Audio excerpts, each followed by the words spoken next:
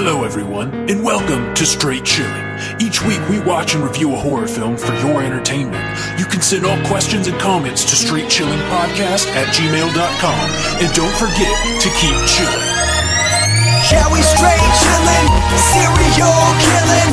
5 cold feelings on the mind, got you reeling. 5-star ratings from the floor to the ceiling. If you get your 1 star, no time for feelings. Got a team and DJ, all the 1s and 2s. By the name Elsevier, so don't get confused. So grab a seat by the fire, roast them all with 2. And prepare to hear the legend of the Straight Chillin' crew. What up, nerds? Welcome to another Trapped episode of Straight Chilling. My name is Bob, and I'll be your host for the evening. This is episode number 219, recorded on Thursday, June 13th, 2019. Tonight, we're going to be talking about Escape Room, which was chosen by our lovely Patreon supporter, Stalker Stacy. Thank you so much, Stacy. Before we get into the review, let's introduce everyone else on the show. First up, calling in from Washington, D.C., Randy Gandy G. Landy. So this is a trap episode. Trapped. We can't get out. Okay. So does that make you our trap queen? I think we're talking about different types of traps, but no. I'm not sure that we are. Okay. You appear to be a trap queen. I do like trap music, but that's all I can say about that. The rest is very hush. Need to know basis. Last but not least on the show, calling in from Southern Korea, my boy Soju. What up? It's your boy Soju Stains throwback today. And I thought you guys were talking about a Trapped episode, as in that sweet band from the early 2000s. What did they play? New metal T-R-A-P-T. Trap. Trap. What was it? It's a hard T on the end. Traps. What did they play? What was their big? I honestly cannot remember. I'll have to. Is it Headstrong? Is it Headstrong? Is that the song? Maybe, that sounds right. possibly. I gotta look it up. Right? I can't.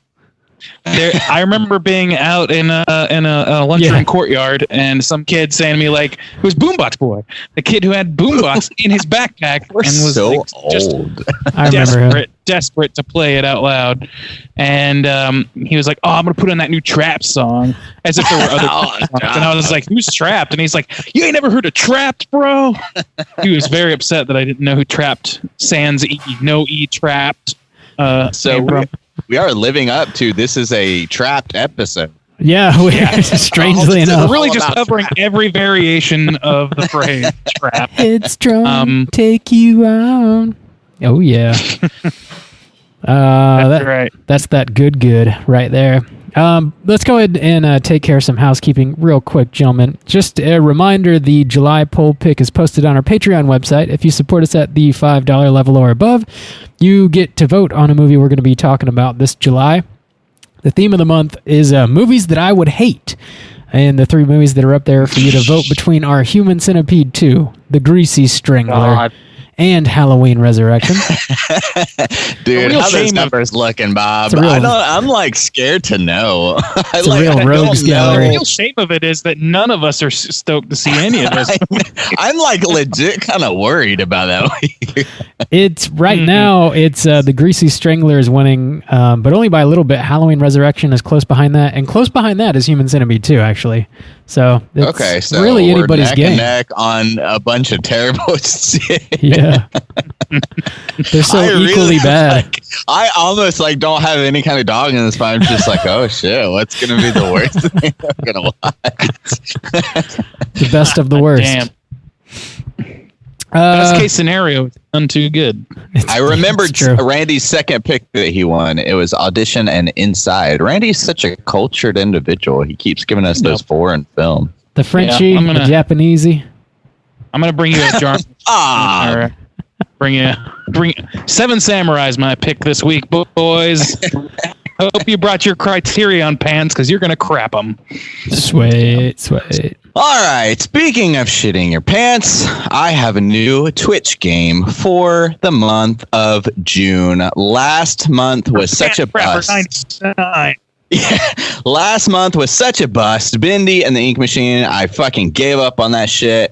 So coming into June, I was really looking for something to blow me out of the water. And Layers of Fear is the game for June, and it is fucking awesome. I played it for an hour and a half this week because I missed last week. I was on vacation. Then we had like a late cast, and we had a ton of people join in. And it's like so fucking cool. It's essentially like playing through a horror movie. There's not like a whole lot of combat or anything, but you're just like in this haunted house and you're just like exploring stuff.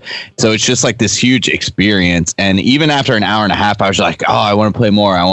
But I got to keep it going through the month. So it was really fucking cool. It's up on YouTube. Scared the shit out of me so many times. Like there were so many times I leave my seat, like not even fucking around. So Layers of Fear Part 1 is up on our YouTube right now. You can check that out. Having flashbacks to The Conjuring. Yeah. Or anytime me and you go to the movie theater, like Paranormal Activity, I think was a good one. I sat next to you. I and the tension. Anytime we watch a horror, I will never be able to expunge this memory from my brain.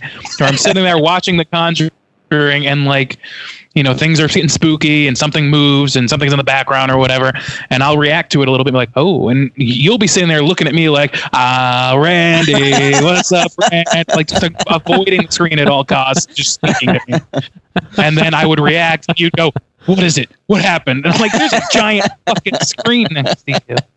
I think the chosen nickname at the time was Borland, though. Borland, what's happening? Borland. Borland. Or like, Randy. Borland. Borland. Dude, so if you want to get except with a video game, I have to watch the screen. So if you want to get a little taste of what it's like to go to a horror movie with your boy Soju, check out Layers of Fear on YouTube and on our Twitch channel, twitch.tv/Straight Chillin' Podcast. I will be playing again next week and for the rest of the month. So I am excited to get the shit scared out of me for a couple more weeks. If that sounds like fun to you, definitely tune in with us. So much better than Bendy and the Ink Machine. Thank the Lords. And also, we got to give a poster away. Not only do we have a good Twitch week, we had lots of turnout for this Godzilla poster. People are trying to get their hands on this bit. So thanks for commenting, liking on our YouTube page, on our YouTube, what is it, video? Yes. What's the words on like? So I did my random name picker. I typed everybody in. I think there was one, Jose, he had commented like a little bit later, but I did get you in, buddy. I got everybody in on the thing. So I did the random name picker and I'm checking my phone, and the winner of the random name picker Godzilla poster giveaway is Juice 10. Oh, is that just you? Wait, are you just getting a poster to you? Oh yeah, I won my own poster. No. We didn't. There's no rules, guys. Anything can happen. No, yeah. So it's Juice 10, and he has commented before. I've seen that name before, and I was thinking like, oh, hey, it's like me or something, but it's your boy Juice 10. That's actually where Stains came from. Instead of 10, I just ended up with Stains. So yeah, totally. Yeah. But yeah, so Juice 10, if hit us up, straightchillingpodcast@gmail.com.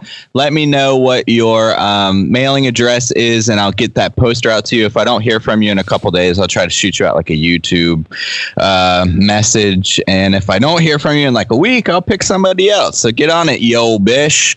And so that is our poster giveaway, Godzilla. This was a hot one. Lots of people wanted it, but thanks again for commenting. I will say, unfortunately, we stopped just short, 199. So you guys aren't going to get that free tier Hard with Randy on Patreon. You know, we just needed that one subscriber, but you guys blew it. So just maybe at the 300 mark, I don't know. We'll see. But so please check us out on YouTube. You guys are really fucking the pooch on this one. I mean, God, I'm just sitting here ready to go.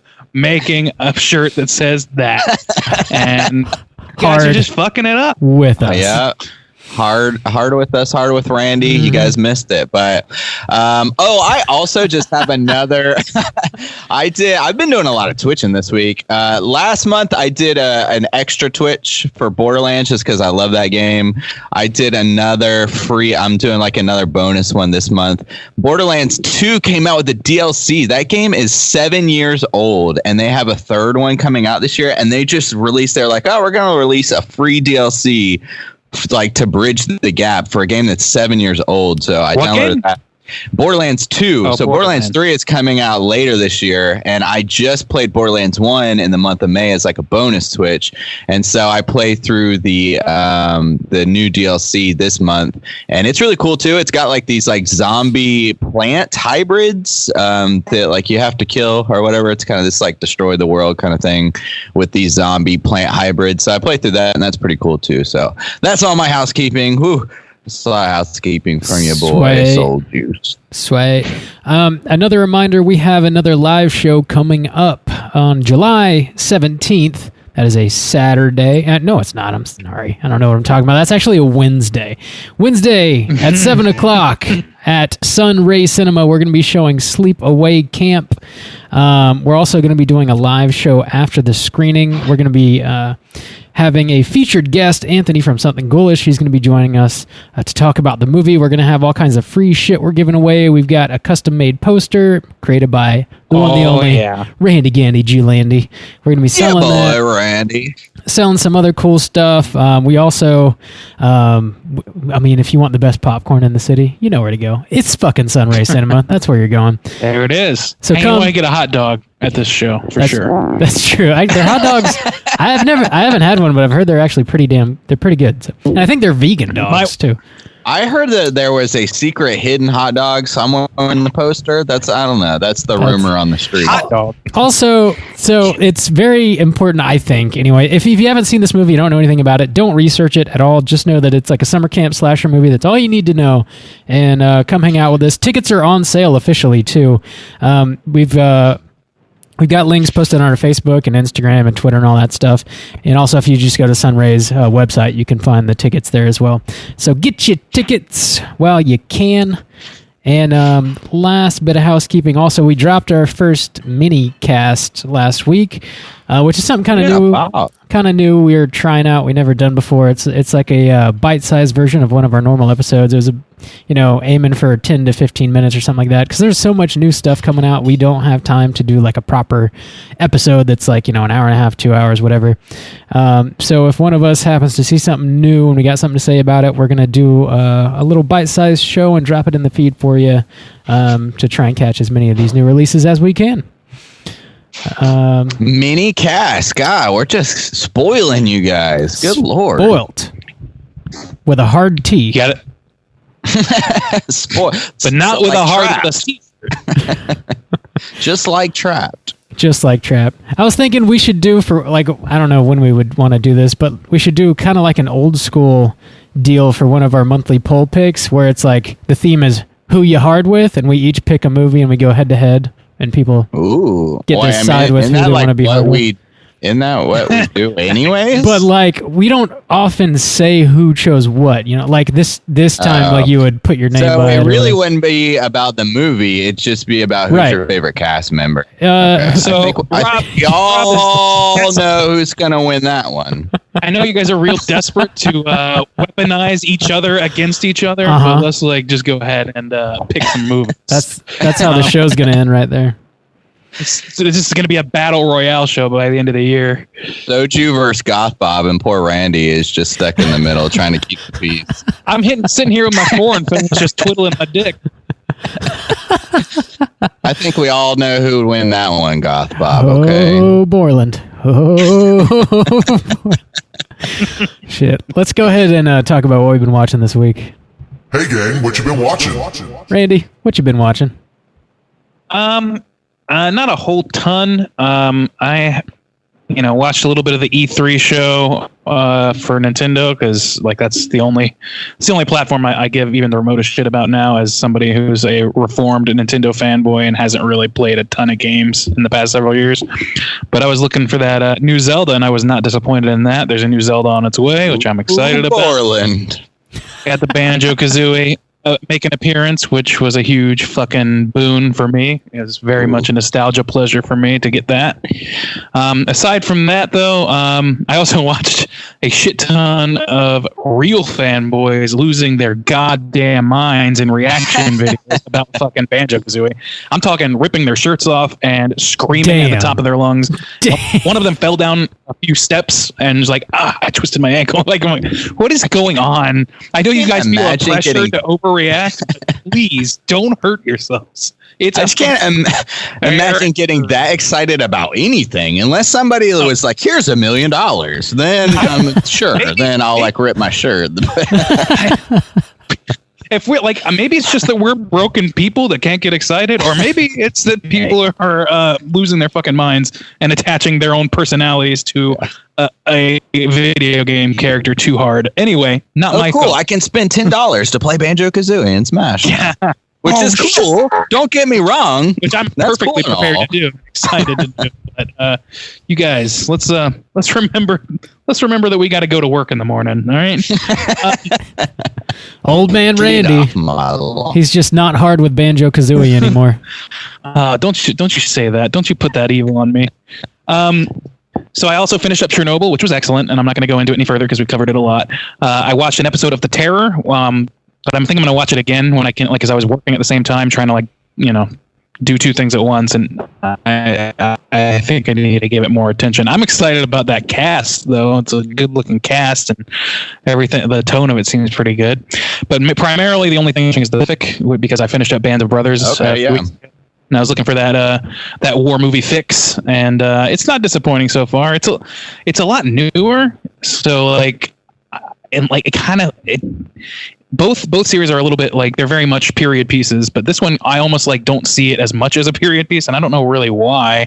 It just seems much more modern to me, and I don't know if it's just because it was filmed on modern cameras or what, but like sometimes I'll feel like, oh yeah, they don't have cell phones. Like, and my brain just has weird flips with it. But it's like, just in terms of craft or whatever, it's really good so far, and I enjoy it, and it's definitely hitting that fix for just war movie bullshit.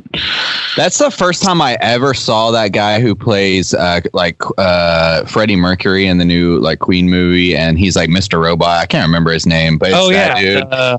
I know who you're talking about. I didn't know he was in that. Yeah, well, he is. And it's the first time he caught my attention and like really intrigued me. That's what like kind of sticks out in my mind about that show a little bit. I was like, oh yeah, that dude was in that, like back in the day before he kind of started blowing up. Something Malik, I can't remember. Raimi or something. Yeah, that sounds right. I don't know. Something like that, yeah. But yeah. The one that stood out to me was fucking kid from Jurassic Park's in there, and he grew up like people do, and I was like, it took me like a good 3 minutes of looking at this kid, and I'm like, who is this guy? Why do I know this fucking face? Who is this? And it's the kid from fucking Jurassic Park. Is it? Yeah. Is he like the main guy, or like the guy who like wants to go, like that guy? Yeah, he's the kid who wants. He's the kid who like can't go because he has a heart murmur, and he's all depressed. Yeah. He doesn't get to go, almost die in the Pacific. But gotcha. Different time. But yeah, I thought that was pretty interesting to see. I haven't seen him in a whole lot, as far as I know, since Jurassic Park, so it was kind of cool. Yeah. I know, scoop up all those ladies, guy. Good lord. Ladies. They're out there riveting with no men in sight. None. There's gold in the streets, my man. Just raking them in. Different times. Yeah, so that's me. Juice, what you been watching? Dude, I've been watching those Ted Bundy tapes on Netflix. And it's like really Ted Bundy tapes. So not the one with like Zac Efron, or like the tape. So like the documentary style or whatever. That dude was like crazy. There's a lot of stuff I like didn't really know about that guy.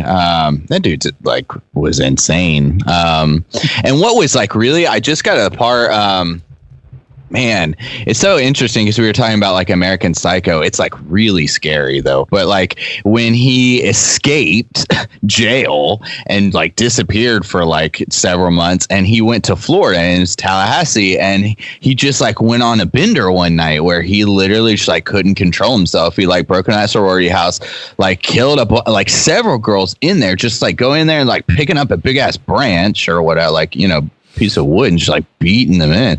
And then like went to another place like 6 blocks down the street, and like the detectives like surely nobody would be, and like they talk about like his psychology, like of just like losing control, and it's just like it's like interesting but also like so scary because it's like everybody's got their thing that they deal with, you know. It's like everybody struggles with something, and it's like, you know, on my bad days when I like maybe I'll have an extra like glass of bourbon and I'll act like a fool or something, or maybe I'll have like an extra piece of cake and like, you know, gain some pounds. But when Ted Bundy loses control, like I thought you were suggesting that you might one day just murder people. No, I'm just saying. But like Ted Bundy, like he was like, oh, I'm dealing with this force inside. Like when that dude has a bad day, like 6 people die, and it's just like, holy shit! Like the things that like are in some people is like as a human being is just like so like wild to think about. It's like it's like because I can understand that urge, like, oh man, like I shouldn't drink extra bourbon, but like sometimes I do. But like his thing is like, I really want to murder a woman and I shouldn't, oh but I do. Like it's like, holy fuck. Do you think like, do you think he had an inner monologue like Dexter? It's like talking about dark passengers and shit. Like, I mean, I think that's where they get that from, man. Yeah, because I assume it's probably because he even like his ex-girlfriend talked about how he was like wanted to be normal and like be with her, and she had a kid and stuff like that. And even after he got caught, he like called her and it was like, I'm sick, I've got like something inside of me. And it's just like, man, like that's a relatable feeling, but like on such a level that's incomprehensible for me to try to process in myself. You know, it's like I can understand feeling that way, but not about murdering people. Well, the thing about the Bundy thing, the entire like the reason that he's such an enigma in the serial killer mythos is that he was the guy that people looked at and were like, that guy. Really? Like even it's not like just that he was like the loner on the edge of town. You know, he's not the guy that you think of. He's the guy you think of least. Yeah, and so that's why people were so tripped out by this guy. And it's so weird to hear him like all but confess to the most heinous shit you could ever imagine in like a charming dialect and like, you know, having people still fawning over him at the time. Yeah, and like charming people and stuff. It's wild to listen to him like talk about himself, like the way they tricked him. They're like, talk about yourself like in the third person. Like what kind of person would do this? But he's really just talking about himself. Yeah, but like they had to coax him into it. Yeah, they had to let him legally have deniability, and then he's like, "Yeah, okay." Exactly. Yeah, it's wild, man. That's a scary dude for sure. So I've been watching that, and it's pretty interesting. And then talking about some of the E3 stuff, they're dropping a Blair Witch game in September. Oh yeah. So that might be our game on Twitch for September. So I'm intrigued by that, like a Blair Witch game. And then also they're doing a new Doom game, Doom Eternal. I think that comes out in November. So I would definitely like to play through both those games. So I would like to play that first Doom first that like came out in like 2016. It's a follow up to that. So both those trailers looked really cool. So hopefully we can get on those as well. Cool. It's your boy, Murder Stains. No, it's your boy Ted Bundy Stain. Cake no, don't put that evil on me. That dude's like scaring me, man. I was like, oh my god. I've been watching a few things. I watched this movie called Climax. It's a Gaspar Noé movie. Oh, Bob. Yes. It's a provocative title. Yeah, it's a provocative movie. I'd never seen one of his films before, but so this movie is basically about like a bunch of dancers that come together and they're hired by this one specific choreographer who like has a name. So they're really excited to work with her, and they kind of do this thing, and you're introduced to them one by one at the beginning of the movie because they're doing sort of like these on tape confessionals, and they're talking about like, you know, what dance means to them and various things. And it's a French movie. It's a French language movie. Everybody's speaking in French. for the most part, anyways. And so they do this big dance, and then it's the whole movie takes place in like one building essentially, and you're just sort of like, is that when they're like on drugs? Yeah, so like they do this big dance, and they're like kind of done. So they're having this like after party celebration, and somebody spikes the punch with like LSD, and they're just like, they start to trip like hardcore, and it just starts to spiral out of control. And like that's, as far as plot goes, like that is it. And there's like, I really wanted to see that. I don't want to see that now. Yeah, it's pretty intriguing. It's got some really amazing choreography. Not that I know anything about dance at all, but it's just like kind of mesmerizing to watch these people. And like the camera is like a dancer in and of itself. Like the way they move it, it like is sort of like dancing with these actors. They like flip it upside down and all around, and just it's crazy. And it's definitely got some like Argento inspiration.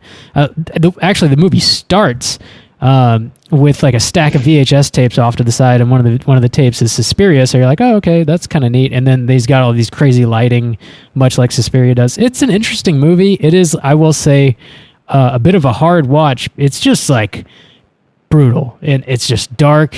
It's made me very uncomfortable. Those French, man, they ain't fucking stepping up the game. Yeah, I don't know that I appreciate it more than I enjoyed it. That's for sure. I can't say I enjoyed watching this movie. I did not. Oh wow. It's got some cool stuff going on. It more than I enjoy it. I do. Yeah. Something I say every year at Thanksgiving. That was one of those movies. It was from last year, and I was researching like movies to watch for like our end of the year, whatever, like top movies 2018. That one came up a lot, and I was like, really, I forgot about it until now, but I really still want to see it. Yeah, and I watched the June episode of Into the Dark, which is called They Come Knocking. It's a Father's Day episode. How was it? Bad. I didn't like it. Oh, that sucks. Not a whole lot going on. That was like looking intriguing too. Yeah, it kind of looks like, if you watch the trailer, it looks kind of like it's The Strangers. This single dad takes his two kids on a bit of a road trip. And, it's like Hills Have Eyes to me. Like, yeah. That's probably more appropriate. Hills Have Eyes.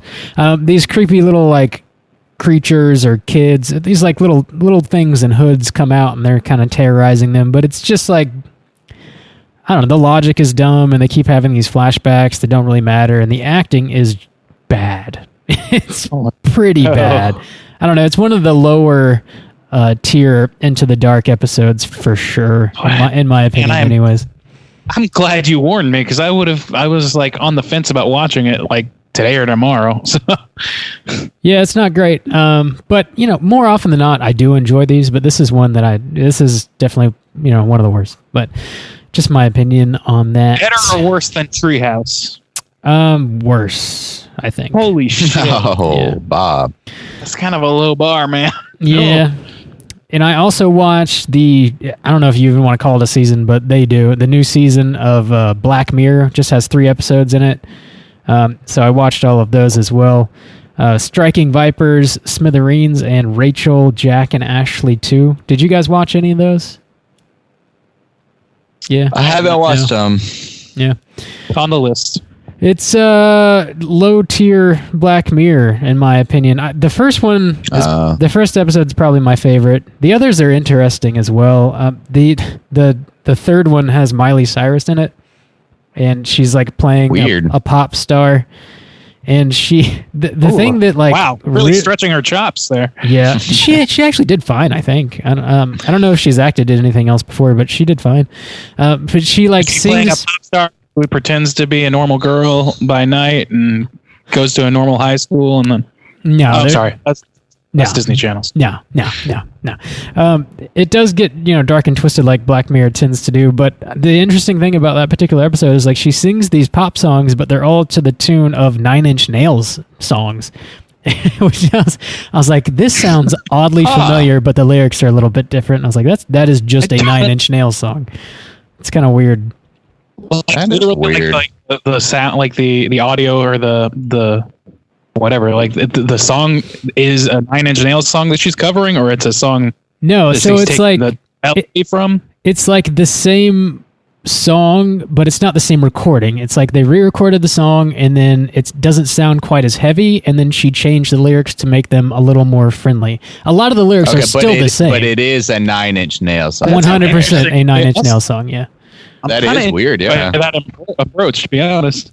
It's I need to watch that shit, but like, yeah, Black Mirror has a little bit of diminishing returns at this point in general, in my opinion. But I mean, Bandersnatch was a lot of fun, but there wasn't a whole lot to it. Like once you get past the gimmick, and I liked all of these better than Bandersnatch. Honestly, like Bandersnatch was only a gimmick, and really, it didn't do a whole lot for me plot wise or whatever. But these, I think they're pretty good. They're pretty good, but not like top tier Black Mirror. Yeah, still decent though.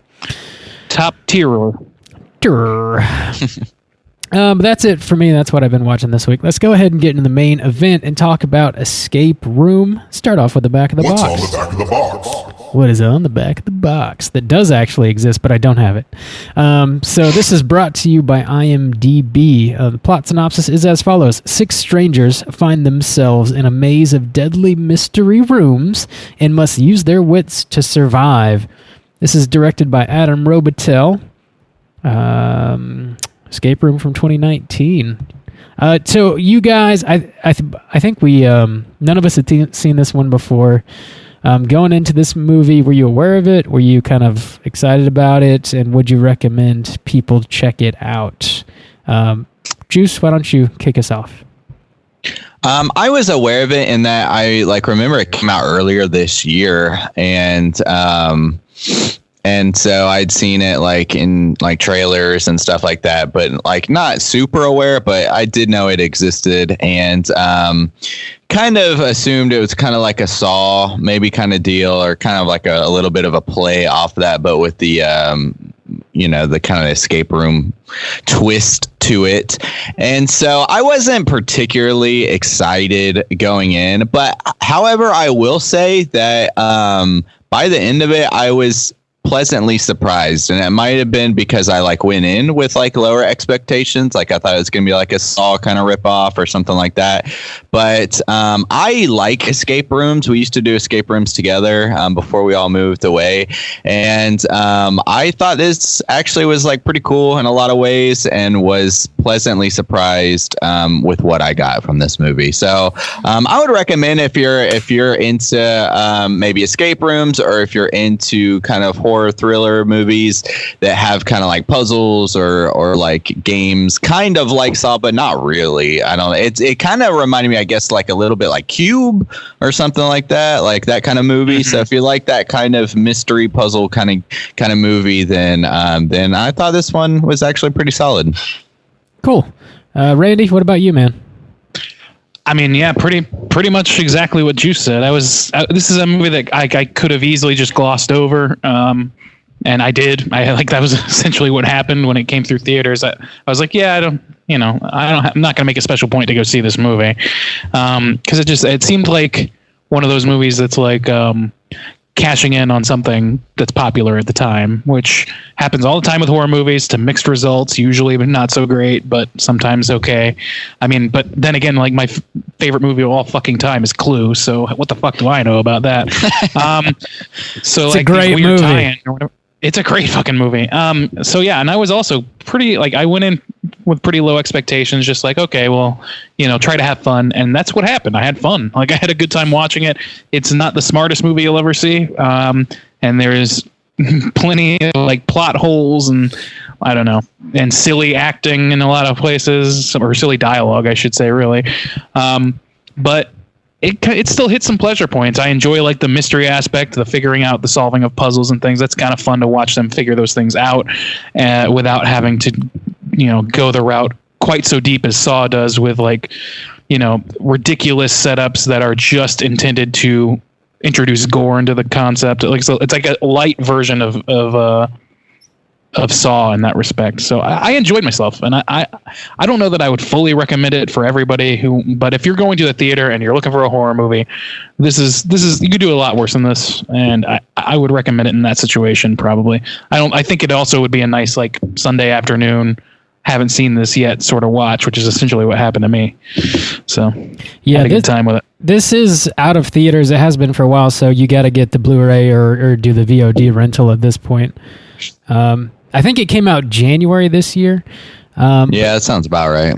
Yeah, but this is one that I think we all kind of slept on, and I was like moderately intrigued by it, just like seeing the trailer and stuff. So Stacy picked it, and it sort of like gave us all a decent opportunity to go back and watch like a new release this year that we had just like missed. And I didn't really like know what to expect because all I had to go on with the trailer or whatever. And I think it was okay. I think so. This is a PG-13 movie. And I think if I were to recommend this to someone, it would be to someone who has a teenager, and specifically if that teenager is like done an escape room. I think if I had seen this when I was like that's true, yeah, in middle school or something, I would have like eaten it up for sure, or been more like impressed by it. Yeah, I could see that. But yeah, I think if you're like wanting to show something kind of spooky to your kid, but not like crazy, I think this would be like kind of perfect. Yeah, there's not like a lot of gore or anything. No, not really. It's not a lot of sexual situations. It's pretty mild in a lot of ways, but it's still got decent enough tension to where you'll be entertained, and the mystery aspect sells the rest of it. So, yeah, but I think it's worth, like Randy said, like a Sunday afternoon VOD rental. It's worth it for show. So let me go ahead and drop that spoiler warning, and we can get into the rest of the movie. Spoiler warning.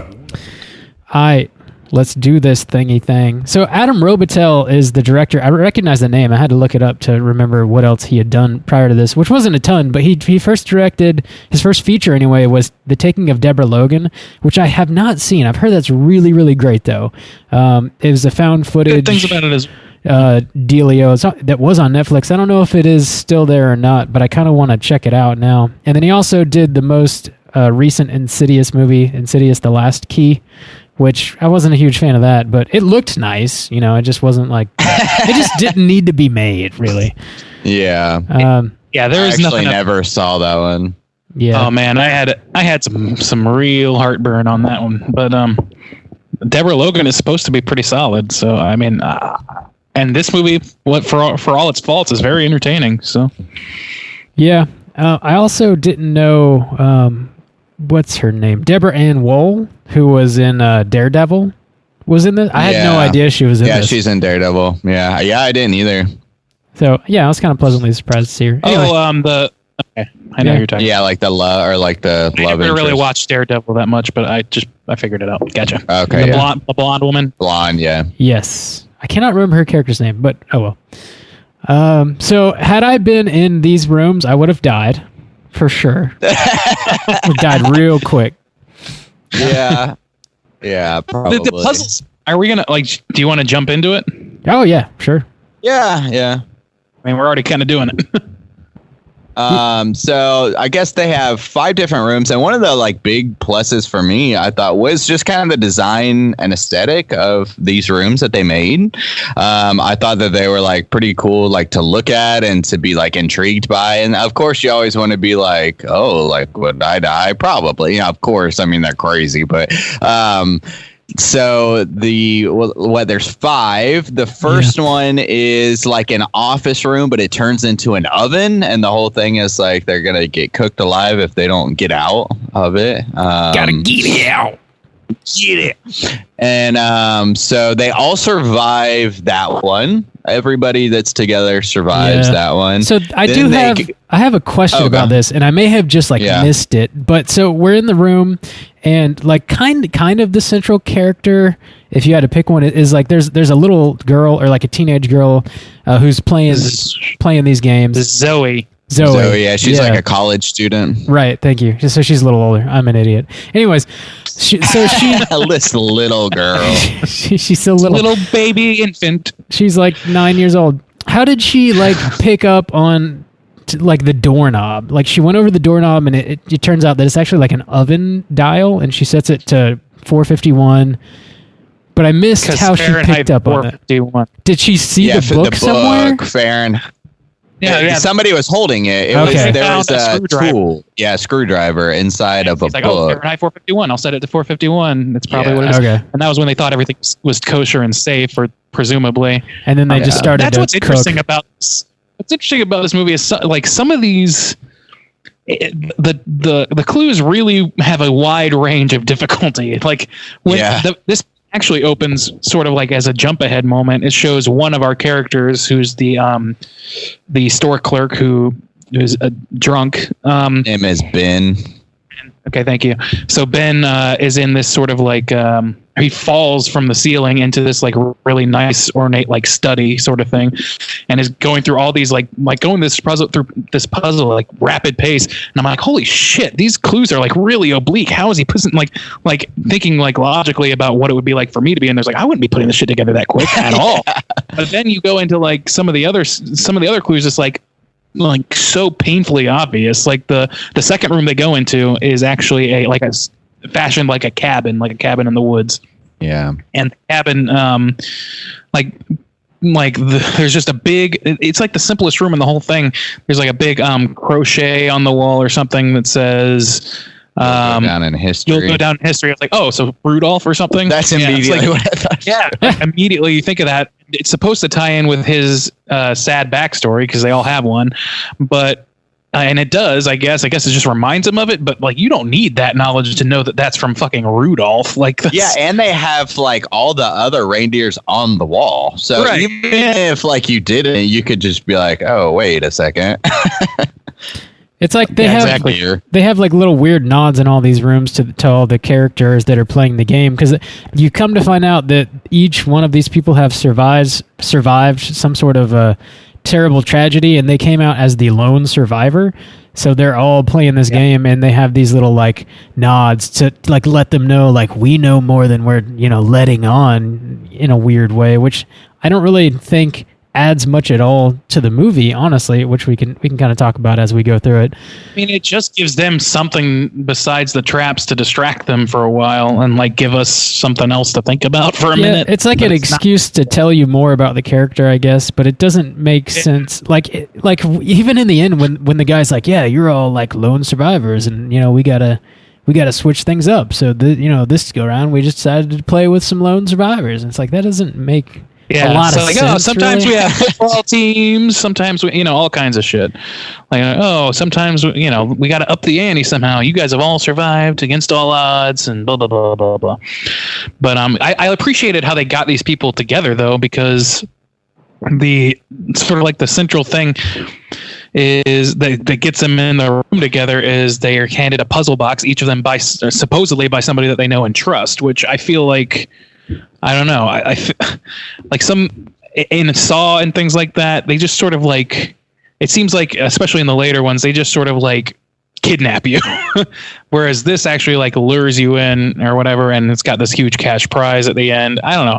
I appreciated that. It's a little thing, but to my mind, it's like, I think I'm just tired of the trope of, oh, you're kidnapped and now you're in an inescapable situation. I just naturally assumed that this movie called Escape Room was going to be that, but they have the kid who it loves escape rooms, and he's all about it, and he's like trying to tell everybody how to do shit. He's like, "Oh, everything's fine. You'll never." He's like the one for the audience, even like, "Oh, well, there's going to be probably 5 rooms, and you have to do this thing." So he's kind of like the exposition.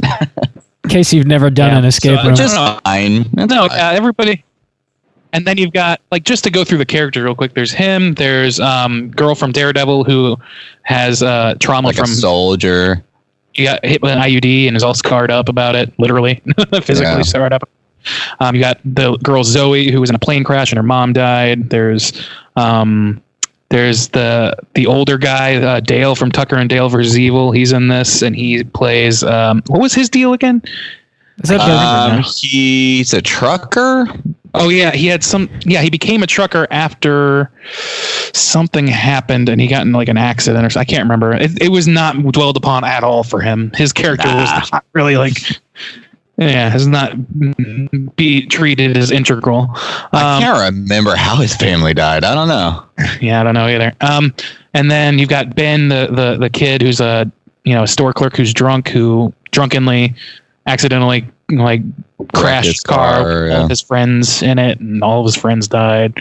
And then you have finally, God, what was this guy's name? A shitty business kid. Jason is his name. Yeah, Jason, who's like a business, like a I don't know, a hedge fund guy who's just making all kinds of money, and he's just very ruthless. Basically, is his character. He got like what, in a boat crash, and he's basically the old man from Tusk, just replaced the wall.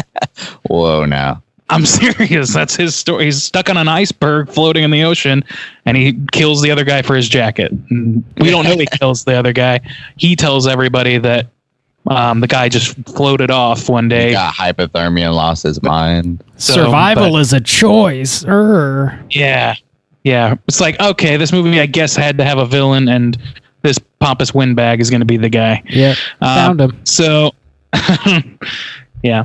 I don't know. So that's a quick inventory of the characters, and then the rooms are, most of them, not diligently so, but most of them have some sort of callback or reference to something that happened to them in their trauma and their past trauma. Yeah, so we got okay, yeah, some of them have some kind of callback. The first one really doesn't, but the themes like don't necessarily, like they'll have like little hidden things in them. But like, yeah, you got the office that turns into an oven. You got the cabin that turns into like an ice wilderness with like somehow they have an ice floor with water like under it. It's like a frozen lake. Yeah, they got a frozen lake, and then like in a building though that makes like they're actually outside until you bump into it.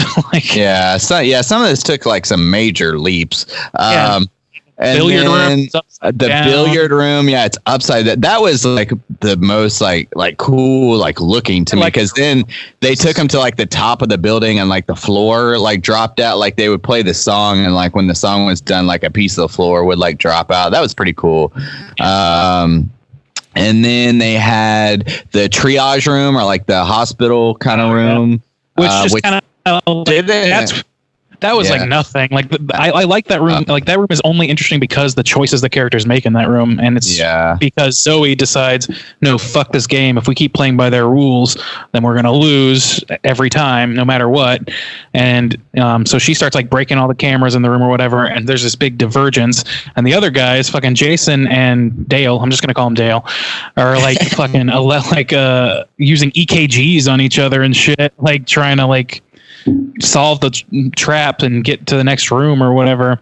Yeah, that was just not a very interesting room. That was a little dumb. It's like they're like, okay, well, here it is. It's like backstory wise, because they just had everybody had a hospital room representing a hospital room from their past in this triage center. Yeah, so there's like poison gas. Yeah.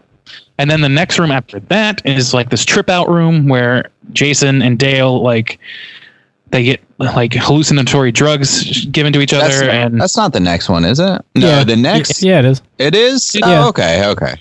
It's the last one. And then there's one antidote. And that's when we find out that Jason's a killer and he'll kill to survive, which was pretty obvious from the beginning to anybody paying attention. But that one was cool because it looked like a weird music video from the 90s. Yeah, it was. It's like black and white with like the screen that was like all fuzzy and like the weird chair, but then like they took the drug and it was like all like melting and shit. That was like pretty. It looked like a Tim Burton set, and then it suddenly looked like Aphex Twin music video. Yeah. Yeah. So then Jason dies in that one. How does he die? Does the other guy kill him? I think so. Yeah. He gets the antidote, right? And then the other guy just dies. I don't think he kills him, not that I remember. Anyways. Doesn't he? Like, they definitely have a rumble. They definitely fight it out. And Dale wins the antidote to save himself. And he definitely like punches them out a few times. So presumably he's going to die, even if he's not dead at that moment. And so Dale moves on from there. I don't remember what happens to Dale. Ben moves on. Ben. Oh, it's Ben. You're right. It's not Dale. It's the young guy. Dale dies in the hospital room. Dale died in the previous. Right. Yeah, he gets defibrillated to death. And the irony there is like the girl wants to hit him with a defibrillator again after his heart stops, which is what the device is fucking for. And the guy's like, "No, leave it be." He's like, "You could actually maybe save him with a fucking thing." I don't know. I love that, like, the character of Ben this whole movie is like, I think he's supposed to be like the relatable guy for like, you know, Teenagers. young horror teen dudes or whatever. Yeah. I'm like misunderstood.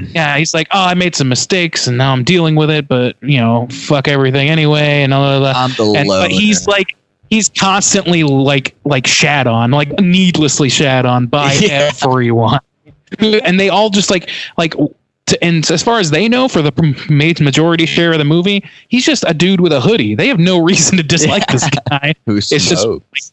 We as an audience understand that he did something that, you know, people might take exception to. Certainly do. But he smokes. Fuck you. Like it's just actually funny. Fucked up comments towards him. It's funny how each character kind of plays into a trope for like a teenager's mind. Now that you mention it, because there's like him, but then there's like Breakfast the jolly. Yeah, like the jolly, like old dad dude, like who's so goofy, and you're like, oh, dad or whatever, the Dale guy. Yeah, and then you got like the loner other teenage girl who's like super nerdy, and then you have like the gamer kid. You have the gamer kid, and you have the greedy adult banker guy or whatever, who's like the villain. That's pretty funny. And then you've got the military person. She doesn't have a character besides being traumatized by the military. Yeah, but she's like a hero, so she kind of like goes out. She is a hero. She goes out as a hero for sure. Yeah, she falls down that pit to save the rest of them, which was great. Yeah. Cool. I mean, yeah, I think like it really is. It's not a thinker. This movie.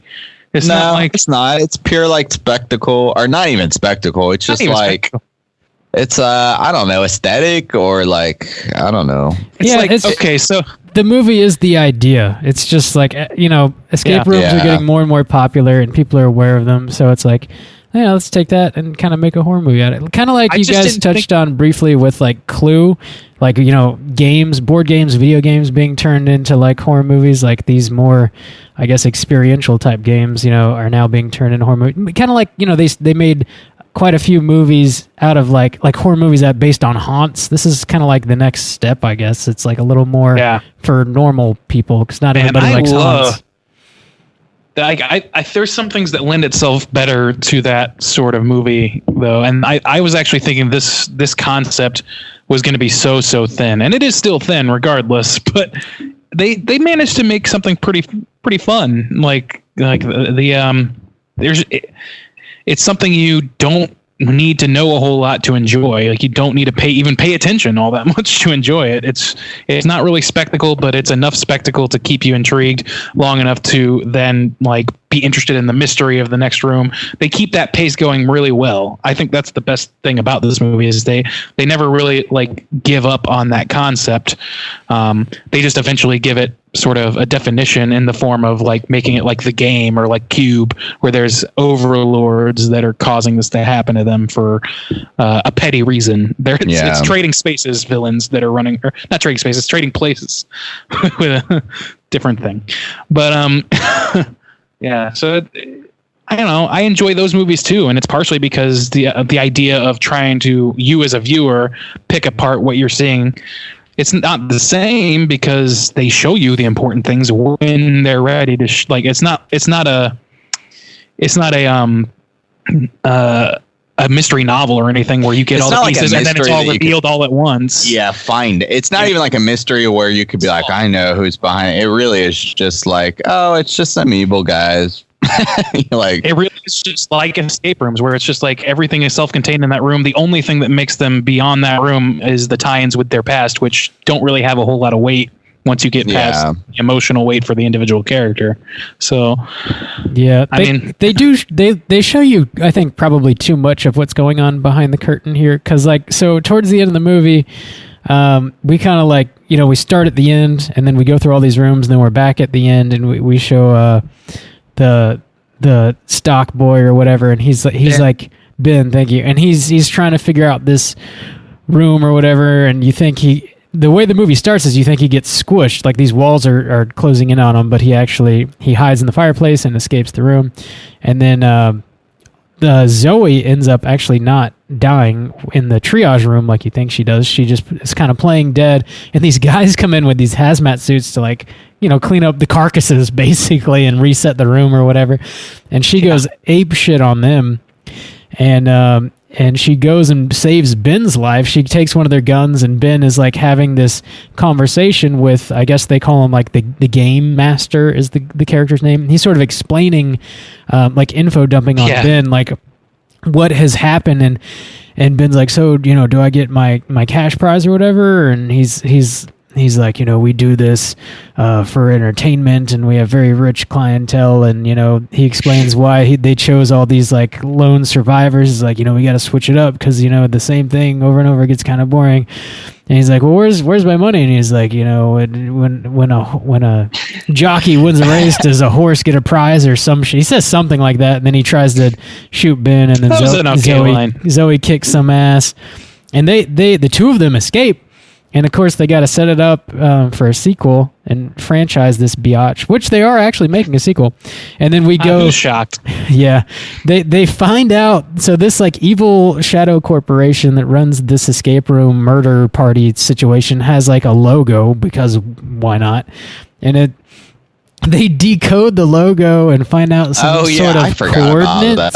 Oh, yeah. And then that's a hell of a fucking secret society you guys got there. Right. Our exact location is hidden in this logo that we don't society need. That would we'll be secretly pulling the strings on the entire world, and in the meantime, we're going to sneak little symbols everywhere. The Illuminati can do it. Why can't their logo is like some MC Escher stairs. Anyway, they find out where these people are, and they book a plane to go find them. But like the evil shadow corporation knows that they booked a plane, so they show them developing this like game room situation that's on an airplane. So somehow they're gonna build an entire airplane that they have to escape. But I don't know. It's just crazy. And then it ends. And they're going to sneak that into the fleet somehow. Of like airplanes that people are going to load onto. They're very rich and powerful. Put them on one of those Boeing 747 Maxes and, escape that. Right? Yeah. Topical humor. And that's the thing about this movie is it's not like... It's not airtight. It's not developing characters. It really is, because even like the whole like we're gonna have this huge building to where you could have a frozen lake inside and take you all the way up to the top and like drop you from the top and have this huge just open shaft apparently, where like you'll fall. But we're only gonna have like two guys work in the building, and once you kill those guys, you just stroll right on out of here. It's literally like they kill the two dudes in the hazmat suits, they kill the game master, and then even like at the beginning of this movie, there was a guy like at the front door who's like collecting phones and shit. I guess that dude like is gone. So they just like so there's no deep thought put in. Like there's no. This is like. So it's like a latter-day Saw movie, but without the requisite twist, really, and with less of the gore. So it's very much a light Saw in that regard. Yeah, but the tone of like what's happening to them, the actual events that's happening to them, is really more like Cube. In my opinion. I don't know. There's so many movies like this at this point. There's The Game. There's Cube. There's what is that? Unfriended 2. There's fucking like there's just like dozens of these movies where it's like, oh, the Shadow Masters are actually putting you through a thing, and you have to. And nobody else thinks it's real, or you're trapped somewhere where nobody else can hear you scream, or whatever it may be. And it's just rich people looking to get off, and that's it. They just want to get off. Let's get off watching these fucking kids trying to escape an escape room. Okay, get you off so hard. Warren Buffett's all about that shit, apparently. So I mean. It's well trod territory at this point, and they know what works about those movies, or they seem to, but they like just get rid of anything resembling like I don't know, like depth. They're like, okay, so let's make not a parody, but like a facsimile to those other movies, but we don't need to worry about what their problems are to begin with all that much. We don't need to worry about them growing as people or like coming together or whatever. We don't need to worry with all that. All we need is 6 or 7 people some escape rooms with some mysteries and shit, and a couple of like, you know, high impact scenes with some cool rooms, and then like one guy who's a murderous shitbag, and we're good. That's it. So it's, I mean, I don't know. That's neither good nor bad. I think that's like just kind of a description of what the movie is. It just doesn't. I'm not trying to take the piss out of it either. It just sort of, I think it really is sort of like an entry level horror in that regard. Yeah. 14, like, I think you're right. I mean, with a PG-13 rating, it's got like that kind of feel of, like you said, like I enjoyed it fine enough, like watching it like today, but I could totally see like, oh, you know, if I was like 13, 14, 15, like this would probably be more intriguing to me, or I would be like, oh shit, you know, this is kind of fucked up. This dude like kills some, but like, you know, that's kind of what it is, and that's fine. That's fine that there are movies made with that purpose behind them, you know, and I'm glad that they did it like well enough, like to recognize like that's what it is, and like it was still entertaining enough for me, who's, you know, seen a shit ton of horror movies by this point, you know. It just knows who it wants. Yeah. So it and knows its that's demographic. Fine. Yeah, I'm not going to shit on this movie for being a certain way, you know, like it's. Yeah, I mean, my personal biases are actually in favor of this kind of movie. I like watching people like figuring out a series of rooms and trying to like not kill each other and all that stuff. I've seen it before and I like it. I like the mystery of it, or who's actually doing this, why are they doing it, like that sort of. I like that, but yeah, you know, this is sort of like a low level example of that in terms of, you know, I like being that trope, but it is a pretty good movie if you are, you know, sort of entering the world of horror at a very, very basic or very, very entry level. And just as like somebody who's steeped in horror, I just had a good time with it. You know, like it doesn't strike me as anything near scary, but it sure is a fun time. Yeah. I don't know. When I was watching this, I had Saw on the brain pretty much the whole time. I was just like, oh, this is definitely trying to be the next Saw franchise, because Saw is like one of the most profitable film franchises of all time. And then they end it with they like zoom in on the game master, and he's like on a TV, which is very Saw like, you know, he's sort of like silhouetted, you can't quite see what his face looks like, and he just says like, I'm glad Zoe got over her fear of flying. Let's play again. It's just like, if there was any doubt in your mind that this was trying to be the next Saw franchise, let us just clear that up for you right here and now. Yeah, really. Yeah, but I mean, they didn't like completely rip it. Like, no. It didn't have like any kind of like little doll or so. Yeah, I mean, I thought it was. It's not green. It's not entirely green and blue. So that's yeah. They had different colors. I mean, it definitely. Yeah. I was pleased, actually, that those were my expectations, and I was pleased that it was not quite that. Like, I was glad to be like, oh, okay, you know, they kind of went more the cube route or whatever, and I don't know. So I guess subverting my own expectations kind of like, you know, was like, oh, okay, I'll give them a break. Yeah, they did. However, go ahead. They created another character, which I don't really know why they did this, but they have this character, Dr. Wu Tan Yu. You just like see him in like these little videos that they needed to give it a cool name.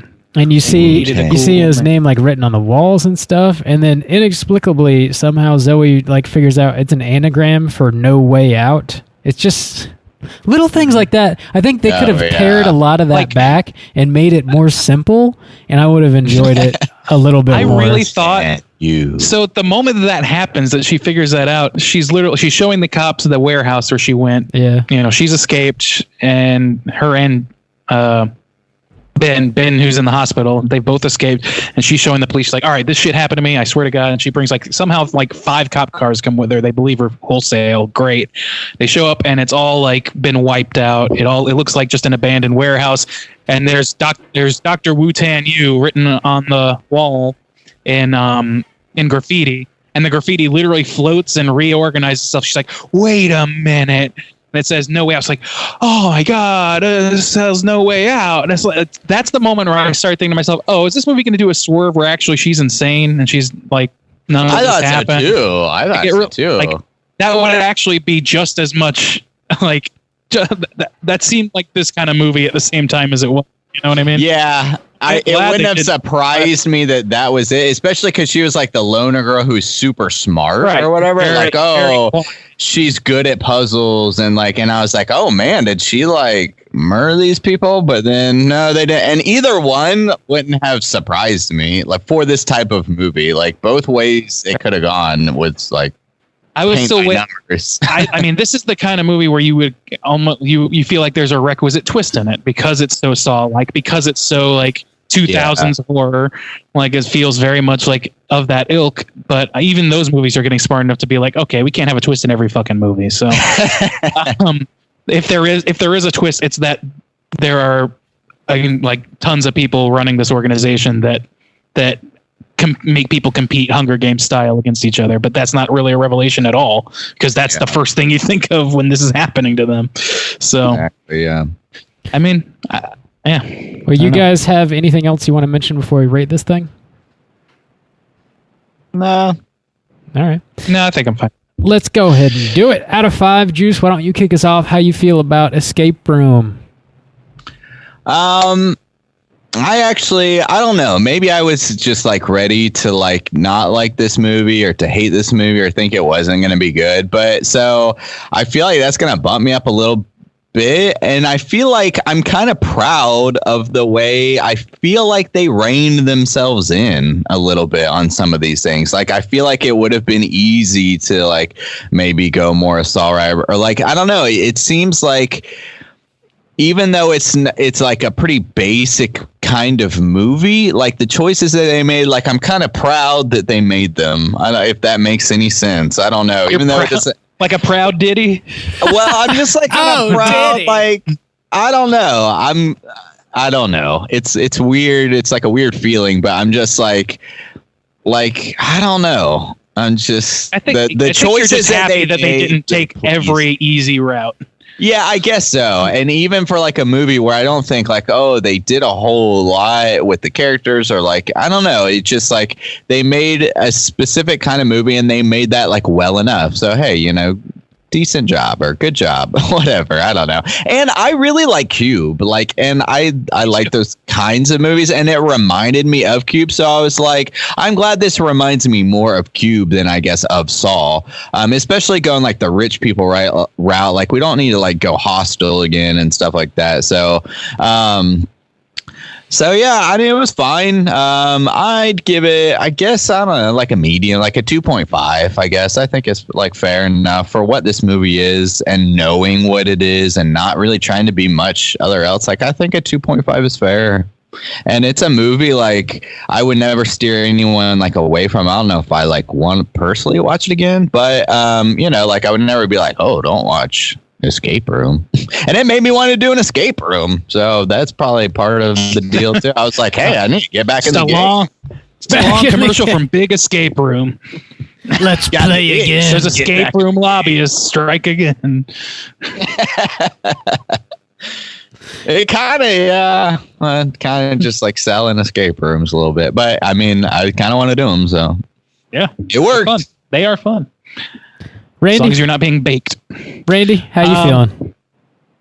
Feels so good. I'm going to say that this movie for me is a 2. And I know that sounds low, but like Justin said, a 2.5 being dead center medium of our scoring. And after last week's having given that score to Godzilla, I couldn't immediately then give the same score to this movie, which in my mind is a smidge lower on the totem pole because it doesn't have that spectacle factor. That's kind of the thing that really puts Godzilla over. It has a little bit of that, but it clearly didn't have it either didn't have the budget or they, like Justin said, might have restrained themselves a little bit in the kinds of dangers that they put these people through. I like that. I don't know. I like the set design a lot in this movie, but the dialogue's rough. The backstory's really I guess they're useful in just filling out time, but they don't really add a whole lot except to the character of Jason and maybe the character of Ben in that confrontation they have about whether or not they're willing to actually murder somebody to save themselves, and survival's a choice and all that shit. If you're you're going to have a movie like this, like where it's about like an experience and the characters can be whatever you want, you kind of need some sort of drama going on. And that's the route they took. And I appreciate that it wasn't like so central to everything. You know, I appreciate that the center point of this whole movie is the rooms. It's about them getting through the rooms. It's about them figuring out how to survive without like, you know, going too deep down the rabbit hole of like I kept thinking of The Game. You guys seen The Game with Michael Douglas from the 90s? Long ago. I think that's David Fincher, if I'm not mistaken. Yeah, you're right. I think you're right. And it's a great movie, which I love very much. I saw it as a kid and it blew my fucking mind. It was the first movie kind of like this that I'd seen. It's not in a room really, but it's Michael Douglas. His brother gives him a card that says, "Oh, you're going to be in the game now." And they go and he does a bunch of interviews and takes a health exam and all this stuff. And then just weird stuff starts happening to him and all this crazy shit starts happening. And I won't spoil the ending or whatever, but it's sort of this like big conspiracy sort of level thing, very dramatic, very mystery laden. It wasn't going to reach those heights emotionally because it's not about this one guy who you're focusing on for 2 hours about his problems and how he's cut himself off from the world and all this shit. And it's really just, these people are fodder. Let's give them a little bit of humanity and let them loose into this fucking thing. And we don't need to go too gory with it. We'll just make the rooms cool and that'll make up for that so we can get more of the young blood into the seats. And I mean, I think it is what it aimed to be. I think it hits every point that it needs to hit to be what it is. If I, on the other hand, didn't like these kinds of movies, I would probably be feeling that in my score pretty hard. Yeah, that's true. It's very much like I don't know. It's kind of at my mercy, so to speak, like at the mercy of my biases. Because if my bias was against this sort of like, you know, solve a puzzle sort of survival thing, I might be out. Like I might just be like, no, fuck this. I can't stand this shit. But to me, it works okay, and I really like that kind of movie. So even a light version of it is fine. It's a light beer version of an escape an escape the room thing, and that's exactly what it's supposed to be. So what else can you say? Acting is fine for what they're given, ish. Yeah. I love seeing Dale, or what's his name? Tyler Labine. I love that fucking guy. His dad jokes were cracking me up. That was fun. Anything else positive or negative? I think that's really it. I didn't care for the ending really, but I kind of knew that I wouldn't. By the midpoint, I'm like, okay, so no matter how this ends with a twist or not, or if it's what we expect, which is a global conspiracy thing to make people compete, either way, it's going to be just like, okay, seen it, you know, so many times, done, but much better storytelling. We're too jaded. Yeah. But you know, they kept my interest, and I think that's the best this kind of movie can hope for in my mind. Like a movie aimed at younger demographics like this. That's the best they can really hope for in a lot of cases, with some exceptions, but mostly it was fine. 2 stars. 2 stars. Yeah, I think I kind of feel similarly, Randy. I'm going to come in with a 2-star on this one as well. Most importantly, I appreciate how headstrong Zoe is. She's kind of pulling me through. Rob really forcing that joke. I love the look that you both gave. It was the exact same look too. That was fantastic. Check it out on YouTube. We got to put that trap song at the end of this episode. Shame. Yeah, this movie, it just kind of, it is what it is, and it did what it was trying to do. You know, I think my biggest complaint with it, you know, I kind of already hinted at, I just wish they would have pared back some of like the superfluous complexities, I guess. I kind of hesitate to use that word, but I don't know what else to say. Like, get rid of the doctor character and like the whole, these people are lone survivors, and like this weird warehouse at the end, and like kind of make it even more about the rooms. Like, I don't know, because there's, I don't know, maybe 20 minutes of weird stuff at the end. Like, invest more time in those rooms. That's this movie. Yeah. It really is. It's like the intricacies of those rooms and how these people are able to survive or not survive those rooms. That's what I liked about Cube, man, is that like they go through all this and the end of it is just the end of it. You don't see what happens after they walk out the door or whoever walks out. I'm like, I have no interest in like knowing that there's a game master or that there's this huge corporation where they develop these rooms in a warehouse and now they got one on an airplane that's coming in the sequel. And I just don't really need to know. It's like weird doctor character. I don't need that because the rooms are enough. They really are. If they make them cool. Yeah, literally, even if you want to make sequels, you could just end it with like maybe one person escaping and like never knowing what happened to that person because they don't matter. Like that's fine. Yeah. And then have them come back, do some more escape rooms. Come back in the different fifth people, movie. different rooms. You know. Yeah. Sure.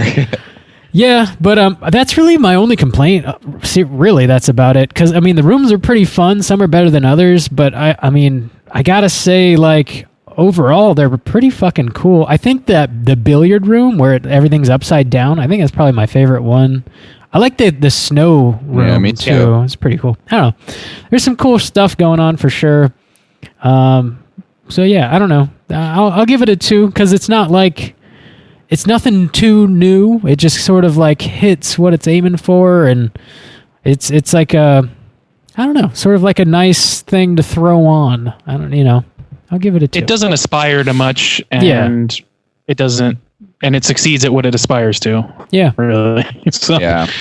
I would like to say, like, shouts outs to Stacey. Of course, thanks for the Patreon pick and everything like that. But this was totally one that, like, we all said kind of flew under our radar that we didn't give much attention to. And I'm kind of glad, I'm glad we got it in because it wasn't like the greatest movie ever. But I'm glad I got it in for the year. I don't know. I'm glad it didn't skirt by. So appreciate that. Thanks, Stacey. Yeah. Yeah. Thanks, Stacey. It's a fun movie for what it is. And sometimes you need that, True. Sometimes that's nice to have.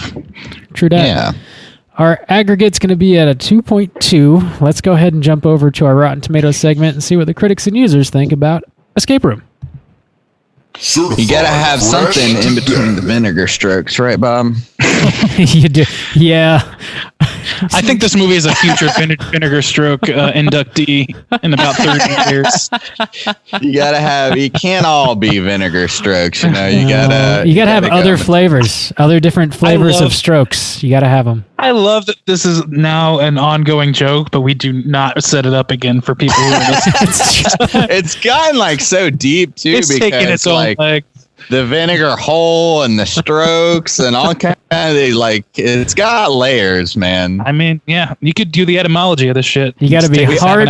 You got to be hard with us way down in the vinegar hole. We also got to get. That sentence should not exist. We also didn't get our weekly count, Bob. At the beginning, we usually do it on our housekeeping. How many vinegar strokes have you gotten this week? Well, I finally, if you guys have been keeping up over the past few weeks, they had a half off sale maybe 2 or 3 weeks ago, and I made a purchase. So I finally got that. I hadn't bought anything else from them since then, but I did order 7 movies, so I finally got them. So the official count this week is going to be 7 vinegar strokes. Okay. 7, and then you had got the Lords of Chaos, and then you also got some kind of arrow video. So we're up to 9 last week. Have you gotten any more arrows or anything? I don't like this game. This is a bad game. Oh, Rob, no, it's just gonna get so high. That's what it's for your intervention, Bob. This is a bad game. Airing out all my business. I did get another Scream Factory release. Bob.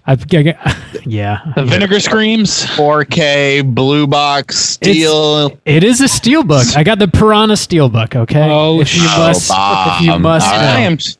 We're up to 10. So glad I didn't 10 for the month. It's for those who do not know, which I assume is everybody. Rob's birthday is shortly. It's actually now. And I almost got a 3 vinegar hours. Stroke for you. Oh, did you?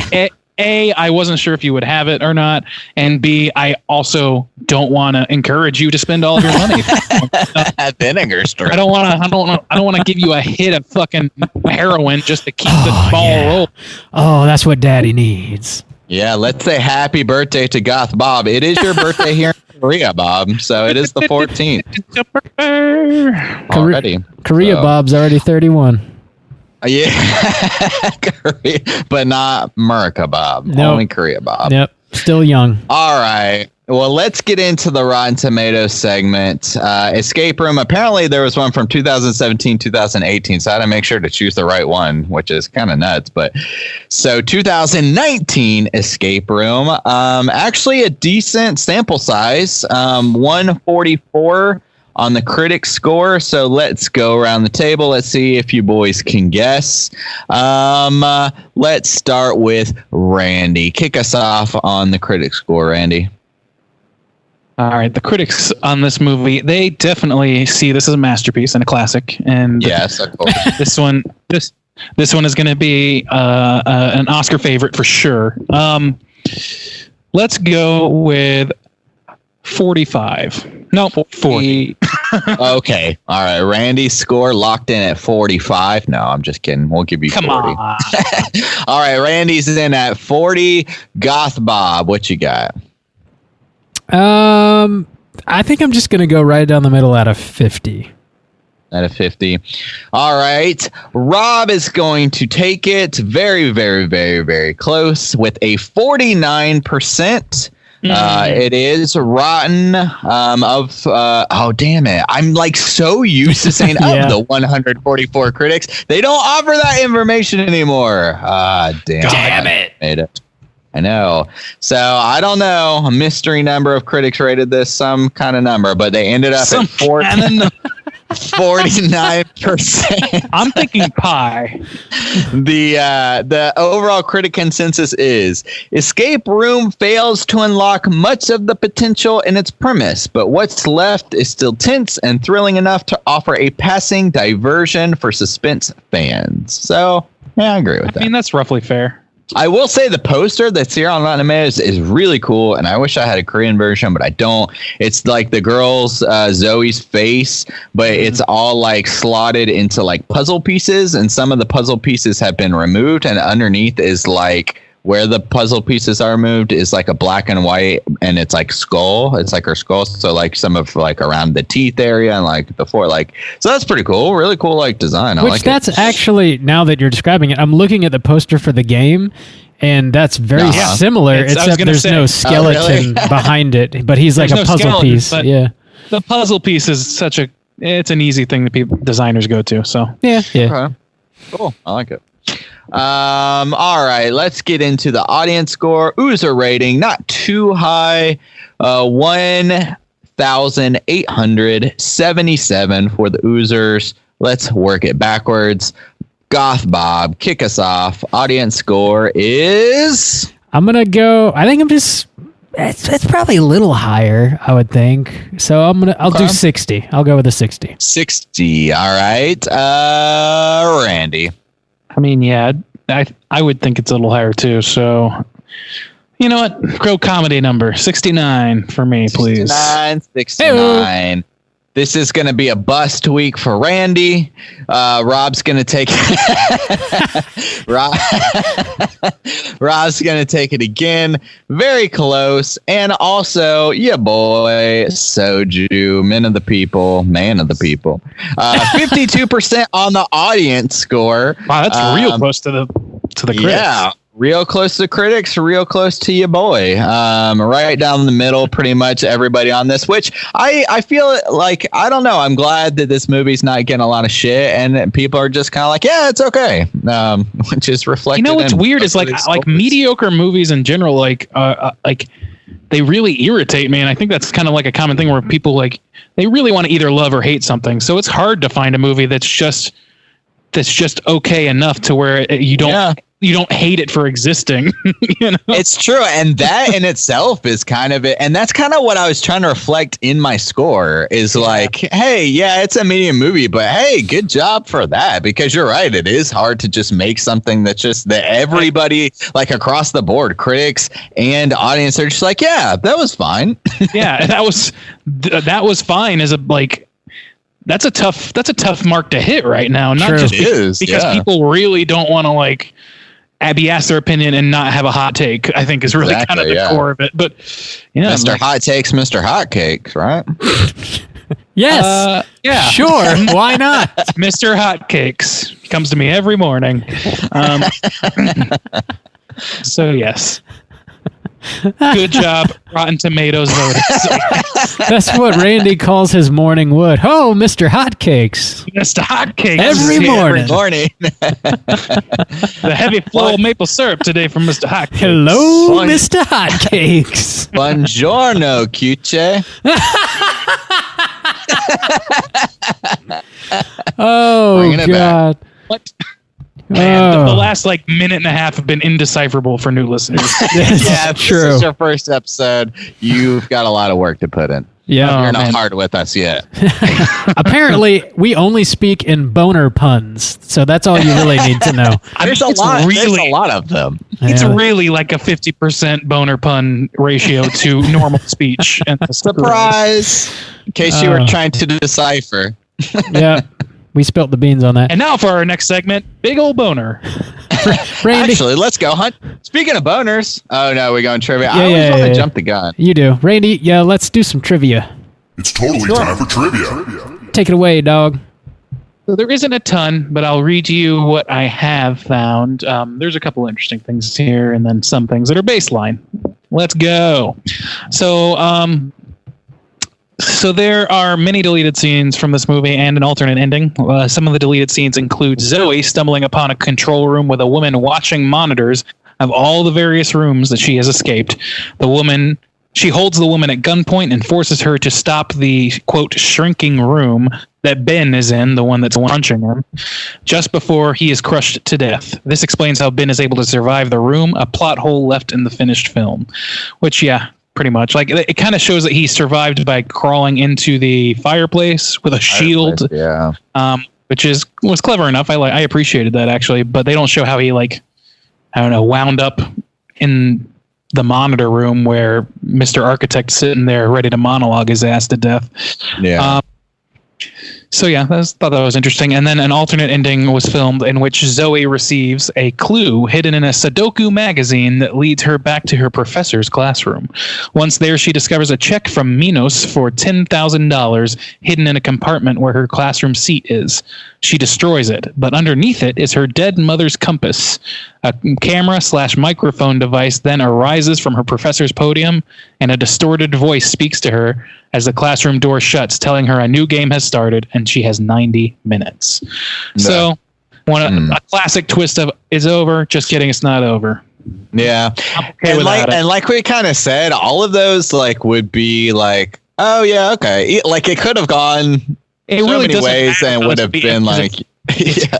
This movie is not about the ending. It's not really even about a story. It's just about taking each individual step through the rooms. Yeah. And that's the enjoyable part. So any ending is going to be just like, oh, the puzzles are done. Yeah. So this is one. Numerous intricate deleted scenes were shot but cut. One involves a team of 5 Latino soccer players and their coach attempting the oven room of the escape, only to make too many blunt attempts at breaking the game and resulting in their death. Others include a scene of Ben buying liquor, an extended cut of Zoe returning to the scene of the crime with the police, and extended cuts of the various players trying to solve the initial black puzzle box. I don't think we need any of those last things, but I really I wouldn't be against seeing another group get fucked by the game. Get myrtleized. I gotta think that maybe that was cut because they know what the demographic they're aiming for is going to be sort of like younger viewers. That's who's going to be most interested in this. So I thought that was interesting. And then this one's kind of fucked up. So in 2019 in Europe, I think this January, after the death of 5 Polish teenagers killed by a fire in a real-life tragedy which occurred within an escape room in Poland, the release date of this film was pushed back a few months in a number of countries out of respect for the girls who died. Oh, damn. Somebody fucked up. Yeah, this was released, did we say in February? January, like late January, early February, somewhere in that realm. Okay, because January 7th, 2019, CNN wrote this article. Poland escape room blaze. Man charged after 5 girls die in fire. So this was on their release month that this happened. Wow, yeah, so maybe they pushed it back a couple weeks then? Yeah, this came out January 4th in the States. Okay, so it was already out. Well, no, I don't know. I don't know when the event happened. I don't know. I'll have to look that up. But this article talking about they charged a guy, so obviously there was either criminal intent or neglect going on. Yeah. That's assumption, which is that's just fucking awful. But you can see how that might affect this kind of movie, this movie in particular, because of especially that first fucking room. Yeah. Good Lord.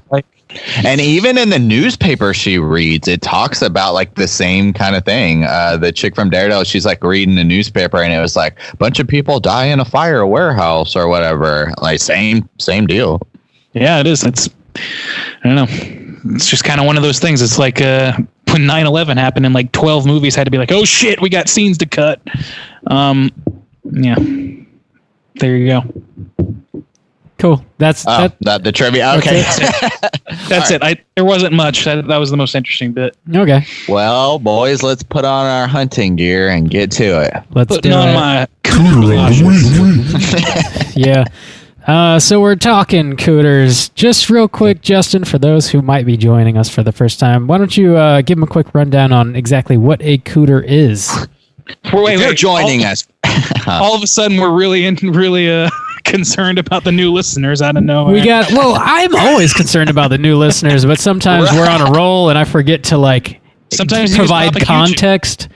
Yeah. So I don't Vinegar Stroke. Yeah, vinegar strokes is vinegar syndrome, by the way. We're talking about vinegar syndrome. There will be a glossary and we need one. We need one. We probably do need one. All right, the cooter for the 215th time or whatever episode is this now. The cooter, we're hunting a person. Bob's favorite thing to do. We're hunting a person. What? This is a type of person that has 4 potentially distinct characteristics. They can have some sexual deviancy. They can have some smug arrogance. They can have some type of manipulation. And maybe they have some kind of weird cooter attire. So let's break down this movie and see if anybody can hit at least 2 of those points mildly to qualify as cooter of the week. So, I mean, we have the obvious choice, which is the villain. Well, okay, so no, not necessarily. We have a main villain, which is shadow people and Game Master. So I guess know them. We don't. Yeah, so they don't have any kind of real characteristics. But of course, my and kind of the obvious cooter of the week would be Jason. Yeah. I would say the young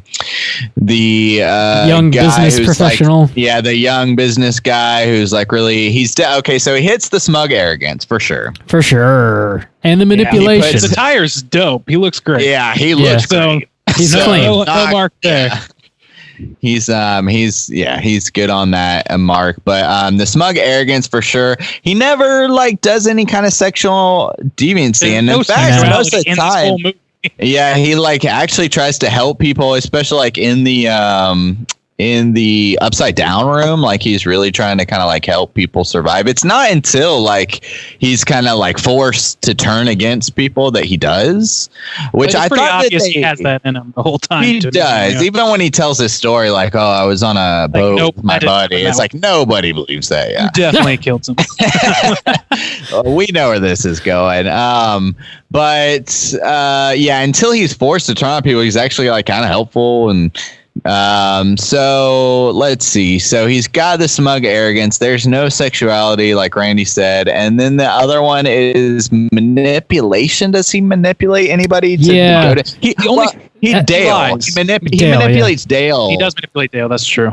So in order for him to survive and maybe somebody else get the axe, he manipulates Dale into taking the defibrillator. Which he essentially manipulates him into letting him murder Dale. He kills him. He tricks him into letting him kill him. Yeah, which is pretty rough, man. But so that's 2 out of 4. Okay. Yeah, he did. So he definitely qualifies as the cooter for sure.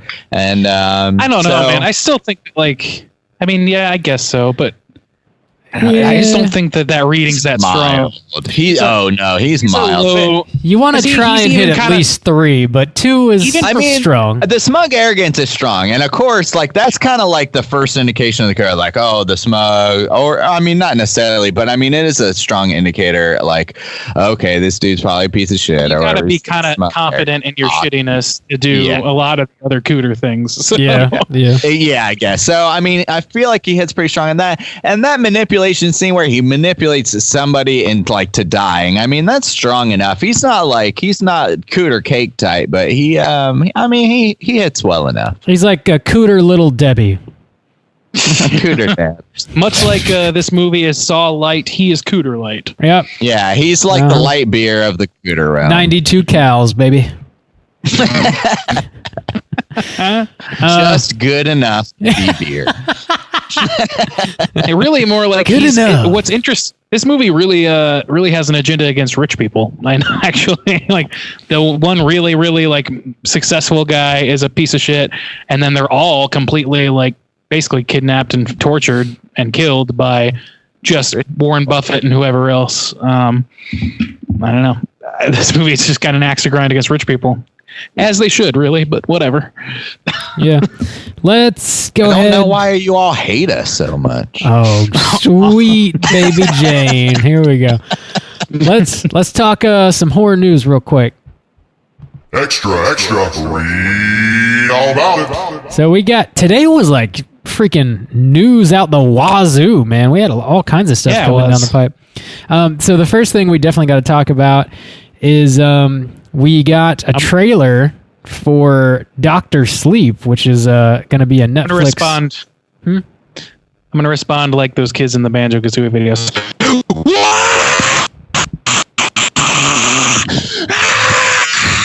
Dr. Sleep! Holy shit! Okay, we're good. All right, Randy loves reaction Dr. Sleep. video. Yeah. I can't actually scream in here, but yeah, we don't want you to. This is coming at us. It's going to be a Netflix joint. It was directed by Mike Flanagan. Oh, it is a Netflix joint. Yeah. I didn't realize that.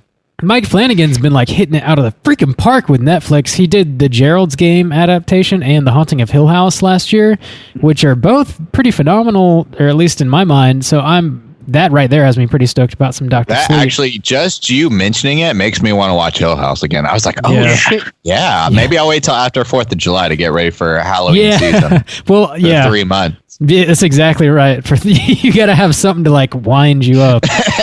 Yeah. But this is starring Ewan McGregor, which is freaking cool, and Rebecca Ferguson.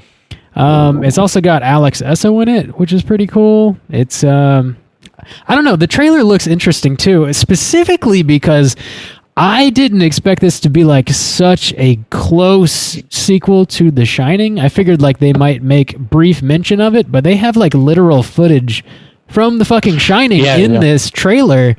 And I'm wondering how much of that is marketing zeal and more. You know what I mean? True. Like it seems like it's tied in really closely, and I it's just tough to tell because it really seems like. I mean, everybody would like what marketing company isn't gonna lean on one of the most popular horror movies of all time in a kind of sequel to it, like it's a sequel to Shining the book that they're adapting. So I don't know. That's where I'm kind of confused. I'm like, okay, so is this Stephen King's Dr. Sleep or is this Stanley Kubrick's Dr. Sleep? Like, what are we looking for here? Because I was expecting Stephen King all the way and them to sort of like following the logic and the events of the book. But if they're showing the trailer or showing bits and pieces of like little fucking Danny Torrance and Stanley Kubrick's movie multiple times and like iconic shots from that movie and literally has Ewan McGregor walking into the same room where at the Overlook Hotel he puts looking through the little here's Johnny spot. Yeah, he puts his face where Johnny's face was. I was fucking cool. I like that. Yeah, I was like looking that's through. Really cool, but I'm just confused about what the intent is. If they're gonna really like lean heavily into the movie, I mean, I still kind of have like this bent against what I feel like is an unnecessary sequel. Like, how are you going to live up to one of the greatest horror movies of all time? Yeah. Do you really want to draw that comparison just to market it, only to then have people have crazy high expectations that only a Stanley Kubrick and 30 years of worship could possibly, it's one of those things that I am going to watch and try my best not to compare it to The Shining, but it is extra hard to do that when there's footage from The Shining in it, and it's like that close of a sequel. But it does like genuinely, I'm stoked for it, to be honest. Like I'm reading some more about it, and I didn't realize there's going to be like a young Dick Halloran played by Carl Lumbly. Bob. And man, I hope he does like Scatman's cadence and shit. Me too. And Alex Esso. How you doing? Alex Esso is playing a young Wendy Torrance, which is freaking cool. Who is? Alex Esso. She's the girl from Starry Eyes. I don't know if you remember that movie. Yeah. So yeah, I don't know. I'm pretty excited about it. I don't know. Hopefully it's good. I really like that general idea of like going back to the hotel with it being decrepit. One, I was like, why would it be left in this state? But just for aesthetic purposes, because we had a hotel that was really fucked up, but it was like really nice. And so like revisiting that hotel with the idea that it's just been left in ruin for like 45 years my assumption is that it has something to do with his shining. It's not actually. He's not actually physically at that. Oh, maybe. Okay, yeah, that's probably. I was kind of. That was like really like an intriguing idea to me. I mean, maybe it could be as far like I don't know. Yeah, but that seems like the more likely answer to me. Just with him like looking through the door and like having the red rum, but yeah, I guess it could go either way. But well, that was intriguing me. However, I like really am just kind of trying Flanagan's done a good job. Like to best suit this film, I'm trying to just be like, I'll see it. Yeah. Or, like Bob's really stoked about it. I'm like really even from like them announcing it. I'm not even like necessarily guarded. I'm just trying to keep like an aloofness to it. I'm just like, I'll see it. Like in myself, to try to not put like any kind of, because it is like, how are you going to compare any kind of movie to The Shining? I mean, that's the whole thing behind it. It's like, if you go in with that expectation, like it's not gonna be The Shining. It's not Kubrick. It's like nice, literally impossible. So like, you're only going to disappoint yourself, I guess. So it's best to just be like, I don't know. We'll see. Right. It's like, my go-to answer for what's your favorite horror movie, the one that I just pull out of my pocket when I don't have time to think about it for a second, because it changes all the time, is The Shining. And I mean, for good reason. And it's held up like so well, and it's such a cultural milestone. It's like how when they went to go make new Star Wars for the first time, like Episode 1 would have had to have been the best Star Wars movie ever made, the best fucking action adventure ever made, for it to live up to the hype surrounding it. And I think everybody in America, anyway, probably the world, is a little more guarded about getting that excited over movies at this point, but not enough. Like, people still get disappointed on a regular basis by movies that are sequels and prequels and reboots and all this shit. I mean, we've railed on this time and time again. The only thing that's sort of like making this seem that's making me hopeful that this won't, blow is two things. It's Stephen King writing the book and like them theoretically like following Stephen King's rubric for it. So, I mean, it can't be like fucking terrible, I wouldn't think. And then Flanagan, who, like Rob said, like I haven't seen Gerald's Game still. I need to, but I love Hill House. Hill House is so good. And it's like the perfect kind of like eerie, Victorian setting tone that you want out of a movie like this. A movie like I don't know. Those are the things that give me hope. And the rest is just sort of like, well, it's not going to be as good as The Shining. You just got to like, wipe that idea from your mind. There's no way it's going to be as good as The Shining. And if it somehow is as good or better, then like, great, but you cannot go in with that expectation. You're just setting yourself up to hate 2 hours of your life. Yeah, true. The next bit of news that we got today is surprising, to say the least. I'd say somehow like kept it a complete secret somehow. So Blumhouse let loose a one sheet for a Black Christmas remake that's going to be coming out this December. It's going to be released December 13th, and it's going to be starring Imogen Poots from Green Room. And it's going to be directed by Sophia Takal, who most recently directed the Into the Dark episode New Year, New You, which we've talked about a little bit on the show before. So what are you guys thinking? We don't have a trailer yet, obviously, but, Black Christmas remake. This is going to be the second Black Christmas remake, which I can't remember. Did we do a show on the first remake, or did we just watch it? I cannot We remember. didn't do a show on the first remake. I think we've done a very, very early show on the OG. The Black, yeah, that was one of our first episodes. Episode like 2? Yeah. On like legit, I was like, it's like one of the first. I don't think I was even on it. I think it was before I joined the cast, which had to be the first 5 episodes. We did the Silent Night, Deadly Night remake. That's what I'm thinking of. Yeah. Episode 6, okay. And then episode 7 was Silent Night, the remake.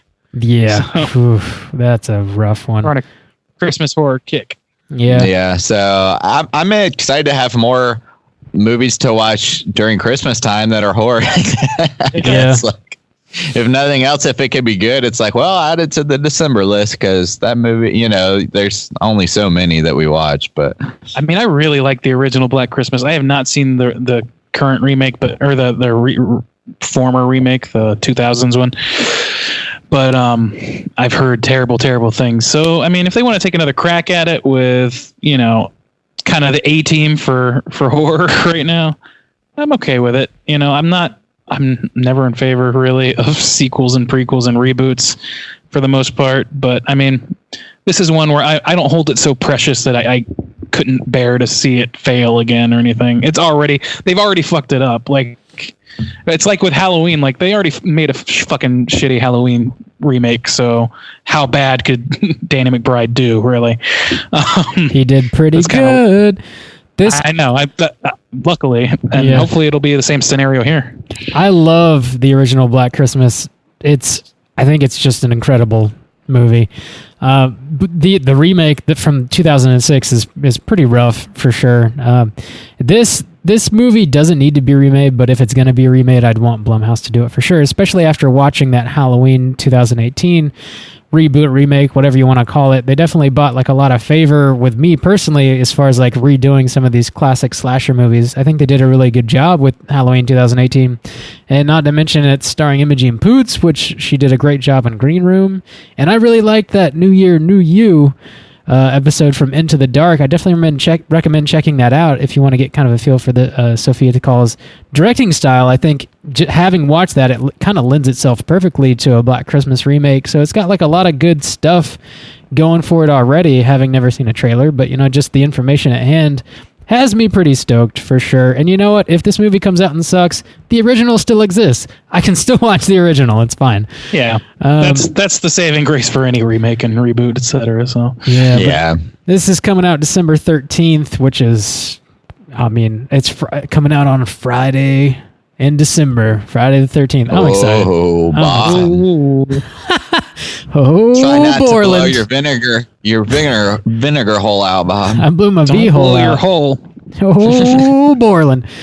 Last bit of news we got is that we got another trailer for a movie it's I guess it's going to be some sort of R-rated version of this show from the 60s or 70s that I've never heard of before. It's called Banana Splits. So it's like a gory spin on this classic children's show. So this is going to be the Banana Splits movie, but it's bloody. So it's Five Nights at Freddy's, but bloody. But yeah, exactly. Did somebody on the Slack say that, or was it Reddit? Yeah, somebody did. It's on the Slack. Yeah, I'm sure everyone is. That was exactly right. I mean, somebody was like, "Yeah, I mean, they just couldn't get the rights to Five Nights at Freddy's," which good on them for being clever enough to be like, "Well, what's cheap that we can get like that you could get the rights to?" like remember watching this show kind of. I don't know why, because it was like a 60s show, but it was on somewhere and like I had seen it. So like I'm familiar with these characters, but not enough to be like super attached to them in any way. So I think it's kind of like a funny kind of, it's just I don't know. It's kind of like a shtick, and I think it's kind of funny enough and intriguing enough. But at the same time, the way they're playing it, it's kind of like slapsticky horror comedy-ish kind of thing. Like, like dark humor, black humor kind of thing. So I don't know. We'll see. Might be fun. Yeah, I watched this show not a ton, but I definitely watched it growing up a little bit here and there. And like you, Justin, I didn't like really like attach myself to it.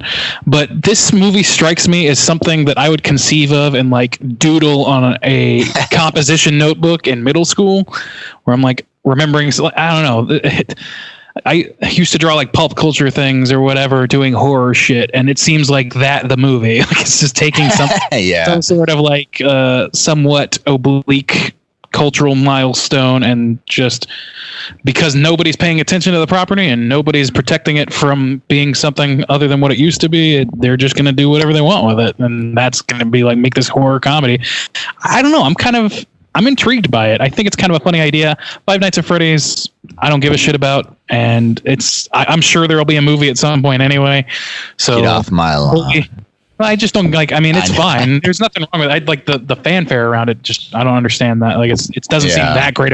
It's for the kids. But this is like the idea, the fact that this is taken from a completely child friendly. It's like making a Bozo horror movie, or like making a Mr. Rogers horror movie, or a Bob Ross horror. That sounds kind of dope. Sign me up for all of that. Kind of where I'm at for it. Like, yeah, like it's really stupid, but I could get behind that kind of stupid. Like, I want to see Bob Ross murder somebody. Dude, Bob Ross, the horror movie, would be fucking interesting. We need to build a new horror universe that just takes all of our childhood characters and turns them into horror icons. So that's what we need. That's the new one we need. Sabrina's there, and it's all Riverdale has got all that shit. But dude, Sesame Street, we need to get that on there. Shit. No, that's just too Barney. It's gotta be. It's like when they took, like we were talking about C-Lab 2021 not long ago, just because we've been rewatching it. It's that same sort of thing where you're taking this piece of culture out of the trash and just like making found art with it. Trash. It's like I'm okay with that to some extent, like sort of like polishing off something old and busted that nobody's paid attention to in 20 years and just trying to put some kind of crazy ass spin on it. I just hope that I'm fine with that too. I just hope it's not so stupid that it's not entertaining, because if it's not entertaining, then if it's just pure concept and that's it, and it's like, okay, we're going to do this, just slap together a script, slap together some actors, and we'll run it through in a weekend, that's the only real danger here. If it's better than that, then it succeeds at giving me what I want, which is people being ridiculous with an existing IP. The Adrian Barbobot. Anyway, so yeah, that looks like it could be okay. I don't know. I'm intrigued by the idea, but the trailer does not inspire confidence in me. But that's pretty much it for the news. We do have a voicemail this evening, so let's go ahead and jump into our voicemails from the further/hotline scream segment. If you at home would like to give us a call and leave us a voicemail to be featured on our next show, you can hit us up at 904-638-3231. So we got a voicemail here from Corey this week. Let's go ahead and jump into it and see what Corey has to say. Here we go. What up, nerds? It's your boy, Captain Kaiju, a.k.a. Corey Torgerson, reaching out to you from a place I like to call the Further. Just wanted to leave a review about the recent Godzilla King of the Monsters film by Michael Dougherty. As a longtime Godzilla enthusiast, I would definitely give this a 5 out of 5 and highly recommend it to fans and newcomers alike. The creative team made it apparent that they are fans of the genre, the Toho franchise, and the burgeoning Legendary franchise. Here's my list of things. 1. The presentation. The film is an art piece. From the constant use of Titan reference color and minutia to the jaw-dropping, life-size Titan intro and fight scenes, it really is like watching a painting unfold before your eyes. 2. The plot. It doesn't matter. Within 10 minutes of learning what Femme Thanos had in mind, she realizes how dumb the audience already thinks this idea is. Then everyone spends the rest of the film fumbling to recover from it. Seeing as there was no world or political view being impressed upon the viewer, this is about as deep as any kaiju genre film. 3. The cast. This leaned heavily towards the dramatic while maintaining the classic, somewhat awkward humor found in every good kaiju film. The main roles were spectacularly casted and left me feeling complete without wondering why someone was stealing perfectly valuable screen time. 4. The already soft approach to important details and references alike are a thing of wonder. This permeates through the entire film. One of my favorite combos was very casually showing us an aged Dr. Houston Brooks, the young Hollow Earthers from Kong Skull Island, immediately preceding the twin to Dr. Chen. Brooks went unnamed in the scene while Dr. Ling was very quickly glazed over. Both of these details are important to the franchise, but not important to the scene. 5. Gonna wrap this up with my favorite part of the movie, Ghidorah. Every Titan saw some love, but Ghidorah saw the most. In most films, Ghidorah is merely a tool used by aliens and nothing more. The heads and tail bob on the end of strings, and he awkwardly walks upright. Now he truly is an organic monster. His tail rattles, the necks are agile, he walks, crawls, and slithers. Not only do the 3 heads have different personalities, #justice for left head, but this new sentient beast displays hatred. He disrespects our planet and everything on it, and I love it. I could wax eloquent about this film for days, but you should just go watch it, enjoy it, and always remember to keep chilling and stay hard with us. So hard with us. Damn, Corey. That is... I love that. I really love the text-to-speech of that. He said this giant beast or something, and it reads as this stinking beef displays hatred, and he disrespects our planet. Damn this stinky beef. That is by far the most thought out, thorough voicemail I think we've ever got. That's a complete mini review right there. Sounded like an audition for Straight Chillin' Host. That's true. You're on maybe. Which one of y'all am I going to fire? You're always on thin ice. Whoa! Hey! Whoa! That's true. He does live in town, so he could come over here and murder me and just start talking to you all. Oh, Bob! Just wearing a goth Bob face. We'll never know. He will be the first, as far as we know. Never know. The goth Bob face. Thanks for calling, Corey. I much appreciate your input for sure. And like I mentioned, we were talking about this movie. I kind of wish that I had more of a background with Godzilla movies. I feel like I probably would have appreciated the movie a little bit more, but I don't know. I gotta say, man, the polarization on this movie is shocking to me.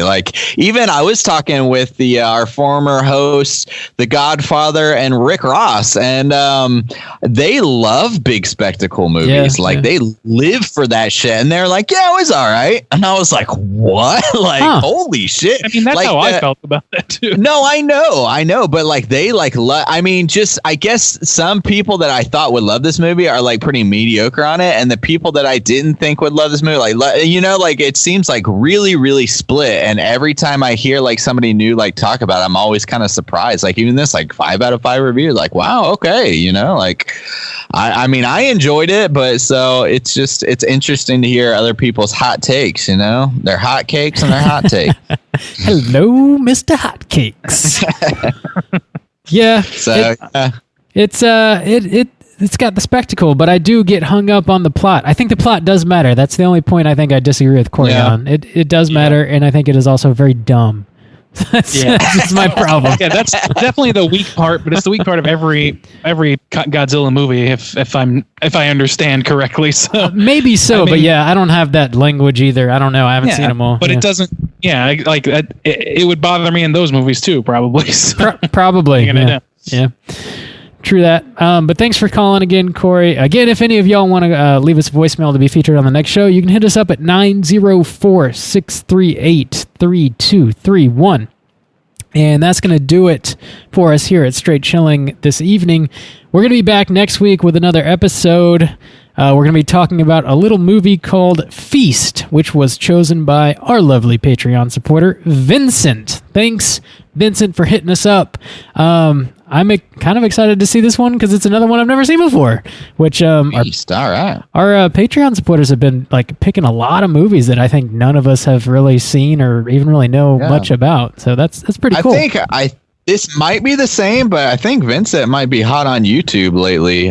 Somebody's been commenting a lot, so might be the same Vincent. Appreciate you, guy. Really hard with us. Hashtag hard with us. So damn hard. So damn hard with Randy. But until next week, please rate, review, and subscribe to us on the iTunes. It's a really good, easy, free way to support the show. It helps people find us that don't know we exist, and we appreciate it very much. You can also hit us up on Twitter at STR8_chilling. We're on Instagram at Straight Chilling Podcast. You can send us an email through our website, straightchillingpodcast.com. If you want to join us on Slack, which I just found out is exactly like Discord. Never knew that. I don't know what that is. It's exactly like Slack.